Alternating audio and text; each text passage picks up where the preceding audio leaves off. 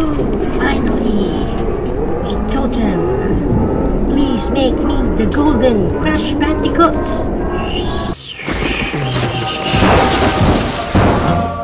What? Why am I wearing this? Why my hair is blonde? Did I get the wrong power-up? Oh well.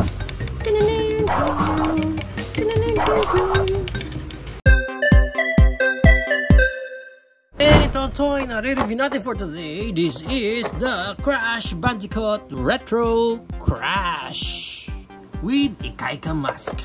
So pag binili natin siya, ganito klaseng packaging. Meron siya sa harap and sa likod, and at the side, and on the other side, and on top, and at the bottom. Yo. And pag na-unbox natin siya, first na meron tayo dito is yung kanyang accessories. This one is para doon sa stand, sa kanyang Ikaika mask. First na gagawin natin dito is lalagay lang din natin yan dyan.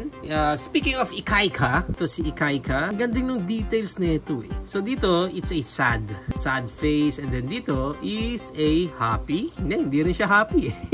Parang mas nakakatakot nga yung face eh. Pero dito obviously is a sad face. Pero two face, and then dito sa likod nandito yung kanyang pinaka peg na dyan natin ilalagay. Actually hindi kayo malilito kung taas or baba kasi half circle lang yung peg niya. Ganon din yung pagkakabitan natin dito. May susundan naman kayo na pattern, okay? Now let's proceed na sa ating Retro Crash. Check muna natin yung kanyang details. Ayan, retro na retro siya with the green bandana, patch here, color green din, and purple gloves, and with the jogging pants. Hanging blouse. Wow, retro na retro talaga. Check natin yung details. Ayan, okay naman eh. Although may paint chip yung nakuha natin. Design pa yung t-shirt niya dyan and sa likod. Napansin ko dito sa Crash natin na to, blondie siya. Hindi siya yung red. Okay, para sa kanyang articulation, sa kilay niya, walang articulation sa kilay. Head, wala ulit articulation sa head. Arms wide open, meron siyang ganyan. Okay, and sa kanyang shoulder rotation, hindi niya gaanong maiaangat yung shoulder niya kasi nakaharang yung pinakadamit niya doon. Pero naro-rotate mo naman yung shoulder niya. Walang any bicep rotation, and yung elbow bend niya is ganyan. Okay, pagdating sa kamay niya, naro-rotate lang yun. Pagdating sa waist, may rotation siya dyan. And then, wala siyang any Van Damme split ulit. And ang kanyang high kick, ganyan. Which is good, mataas yung high kick niya. And yung kanyang back kick, wala gaano kasi maharang yung butt flap niya dyan. Pagdating sa knee bend niya, yan yung pinaka knee bend niya. And sa paa niya, wala nang any articulation. And then again, rubber yung paa niya, talagang malambot. So, I think magkakaroon na naman tayo ng problem dito pag tayo sa kanya.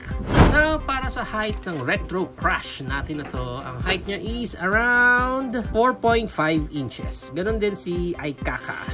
And maganda yan, i-compare pa natin siya sa iba pa nating toys tulad ng ating regular Crash. Actually, pag kinompare natin silang dalawa, same lang talaga ng mold eh. Pero syempre, yung mga bandana niya, yun, yung mga naiba. And yung color scheme niya. Yung pants niya, iba din. Pero overall, halos same lang naman. And nandito si Abundaga and si Ikaika.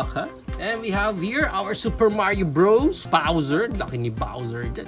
And our Buzz Lightyear, Lord Zed. Yan, lalaki nila. And our NECA KO version na Kong. Our Titan's Return, Beachcomber. And our Hammond Collection. Ayun, ito, T-Rex. So yan ang ating height comparison. Now, if you will buy this Retro Crash, ang price range niya is around 699 sa mga local toy stores natin. But depende again kung saan ka makakakuha ng copy mo or kung mabibili mo siya ng naka-sale na rin. There you have it now guys. Ito na ang ating Crash Bandicoot Retro Crash. What do you think of this figure guys? Is it a go for you or a no for you? Whatever your thoughts, please comment it down below. But for me, there's nothing special naman din talaga dito sa Crash Bandicoot natin na to. Other than, nag-iba lang siya ng outfit niya. The articulation itself is same lang tulad dun sa isa pa natin na review na Crash Bandicoot figure. Ang maganda lang, again, dito is nagkaroon tayo dito ng kanyang totem which is si Ikaika, diba? So at least, may partner na rin tayo dito kay Abundaga. But overall, kung ano yung magiging problem mo mo doon sa mga iba pa nating Crash Bandicoot na na-review, I think hindi na magiging problem mo dito. The only difference is mas makapal yung legs niya dito. Although medyo rubberish din, although rubberish din naman yung ginamit nila dito sa legs niya, pero mas makapal na kasing legs niya dito. So that's why medyo mas less yung problem mo kung itatayo mo dito si Crash. Pero ganun pa man, yung mga articulation niya, hindi mo rin gaano maibibigay sa kanya kasi nga may mga